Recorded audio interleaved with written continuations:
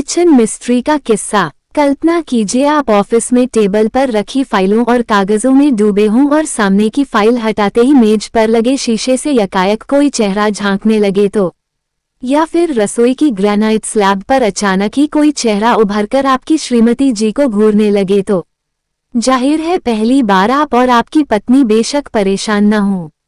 ये भी संभव है आप इसे आंखों का भ्रम समझ आया गया कर दें। पर अगर कोई कहे कि ये तो किसी की आत्मा है या हो सकती है तो आप क्या कहेंगे? ऐसी ही एक घटना स्पेन को श्रीमती मारिया परेरा के साथ 1971 में उनकी रसोई में ही घटी थी। उस चेहरे को देखकर श्रीमती परेरा थोड़ी अचंभित तो हुई, पर आंख का भ्रम समझकर फिर से अपने काम में लग गई। थोड़ी देर बाद उन्होंने नजर घुमाई तो भी वो चेहरा जस का तस वहां बना हुआ था। इस पर श्रीमती परेरा ने सोचा, शायद स्लैब पर जमी गर्द पर पड़े निशान से वहां चेहरे जैसा कुछ बन गया हो। लिहाजा उन्होंने उसे झाड़ पोंछ और रगड़कर मिटाना चाहा, लेकिन चेहरा अपनी जगह अमिट रहा। वो एक महिला का चेहरा था और उस पत्थर में एकदम साफ दिख रहा था। अब तो श्रीमती परेरा परेशान हो गईं। लोगों की सलाह पर उन्होंने वहां सीमेंट का नया प्लास्टर तक करवा डाला, पर वो चेहरा उस प्लास्टर में से भी झांकने लगा। बल्कि अब तो रसोई में दीवारों और फर्श से भी चेहरे झांकने लगे।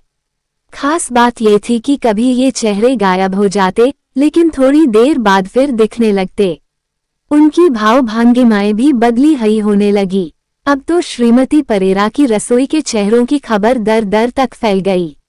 शहर भर के लोग भी उनकी रसोई में झांकते चेहरों की एक झलक पाने के लिए कतार बांधे खड़े रहने लगे। उधर श्रीमती परेरा को न जाने क्या सजी कि उन्होंने हर ऐसे मेहमान से फीस वसूलनी शुरू कर दी। जब ये खबर नगर अधिकारियों तक पहुंची तो उन्होंने हस्तक्षेप करके देखने दिखाने का ये सिलसिला बंद करवाया। संयोगवश उन्हीं दिनों जर्मनी की फ्रीबर्ग यूनिवर्सिटी के नामी परमाणुवैज्ञानिक डॉक्टर हेंस बैंडर उस शहर में आए हुए थे।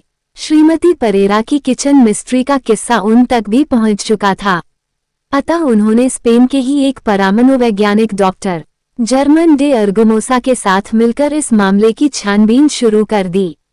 अंततः बैंडर और अर्गोमोसा की टीम ने वहां पर किसी आत्मा के होने की प्रबल संभावना जताई। इस बीच श्रीमती परेरा ने दूसरी नई रसोई बनवा ली थी, पर कुछ दिनों बाद ये अजूबा वहां भी होने लगा।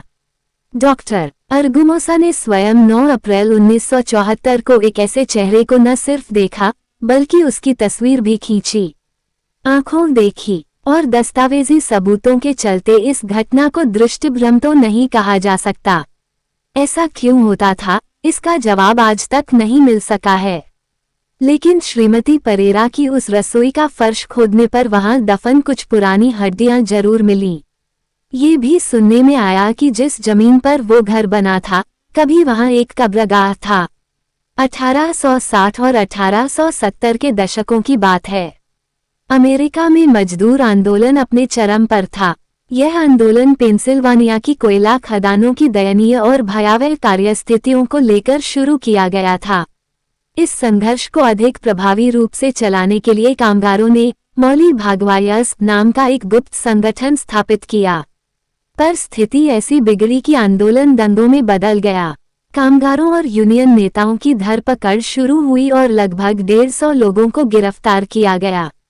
हड़ताल से निपटने के लिए मालिकों ने एक गुप्तचर संस्था पिनकर्टन डिटेक्टिव एजेंसी की मदद ली, जिसके एजेंटों ने मौली भागवायस में अपनी घुसपैठ बना ली। मजदूरों को भड़काने वालों के विरुद्ध प्रमाण इकट्ठे किए गए और मुकदमे चलाए गए। नतीजतन करीब दर्जन भर लोगों को मौत की सजा सुनाई गई। 1877 में येलो जैक नाम के मशहूर डोनाह्यू को लहाई कोलैंड नेविगेशन कंपनी के फोरमैन की हत्या के आरोप में मुख्य दोषी पाया गया और फांसी दे दी गई। उसके 3 अन्य साथियों को भी विभिन्न हत्याओं के आरोपों में फांसी की सजा सुनाई गई। इनमें से 2 तो चुपचाप फांसी पर चढ़ गए, लेकिन कोठरी नंबर 17 में बंद उनका तीसरा साथी एलेक्जेंडर कैंपबेल अंत तक यही चिल्लाता रहा कि वह बेकसूर है। जब उसे कोठरी से खींचकर फांसी के तख्ते पर ले जाने लगे तो उसने फर्श की मिट्टी से कोठरी की दीवार पर अपने हाथ की छाप बना दी और चिल्ला चिल्ला कर कहा, मेरा ये हाथ मेरी बेगुनाही के सबूत के तौर पर सदा सदा के लिए यहाँ बना रहेगा। फांसी के तख्ते पर पहुंचने तक वो बार बार यही कहता रहा और फांसी पर लटकाए जाने के लगभग 15 मिनट बाद ही उसके प्राण निकले। कैंपबेल तो मर गया, पर अपने हाथ की छाप वहां छोड़ गया। कैंपबेल का ये हाथ अमेरिका में अन्याय का एक ज्वलंत सबूत बन गया। कई लोगों ने इसे तरह तरह से मिटाने की कोशिश की, पर सफल नहीं हुए। आखिरी बार इसे मिटाने की कोशिश की गई 1978 में। उस पर पेंट पोता गया, लेकिन नया पेंट भी उस हाथ की छाप को छिपाने मिटाने में नाकामयाब रहा। उसके बाद से ये कोठरी हमेशा के लिए बंद कर दी गई, पर उसकी दीवार पर कैंपबेल का हाथ आज तक बना हुआ है। कभी कभी बड़े शौक से खरीदी गई चीज भी आदमी को माफिक नहीं पड़ती। वह चीज खरीदते ही व्यक्ति के लिए मुसीबतों का दौर शुरू हो जाता है और कभी इतना भारी पड़ता है कि उसे अपनी जान तक गंवानी पड़ जाती है। अभिनय क्षेत्र में हॉलीवुड की उभरती नौजवान प्रतिभा जेम्स डीन के मामले में भी ऐसा ही हुआ। जेम्स अपनी किशोर वय में ही अभिनय में अपनी विलक्षण प्रतिभा और सुनहरे भविष्य के संकेत देने लगा था, लेकिन वो सुनहरा भविष्य आने से पहले ही उसकी मौत हो गई। उसकी मौत का कारण बनी उसकी प्रिय कार पोर्शे।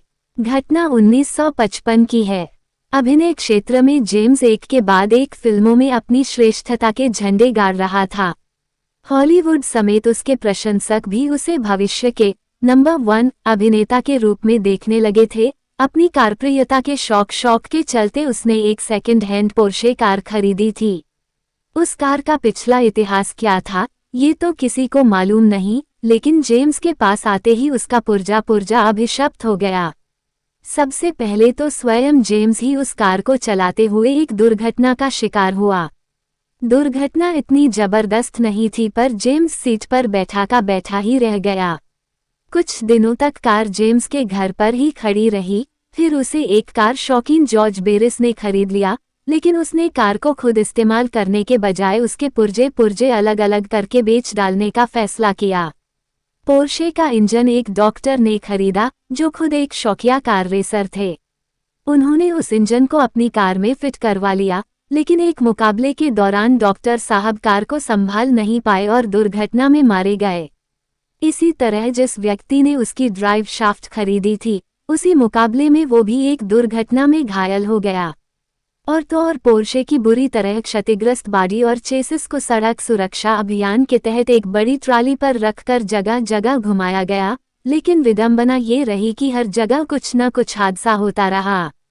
बहरहाल जेम्स की पोर्शे और उसकी अभिशप्तता का अंत तब हुआ जब कल पुर्जों समेत उस कार के अस्थि पंजर को ट्रेन द्वारा लॉस एंजल्स वापस भेजा जा रहा था। रास्ते में पता नहीं कब, कहां और कैसे वह कार ऐसी गायब हुई कि कोई उसका पता भी नहीं पा सका।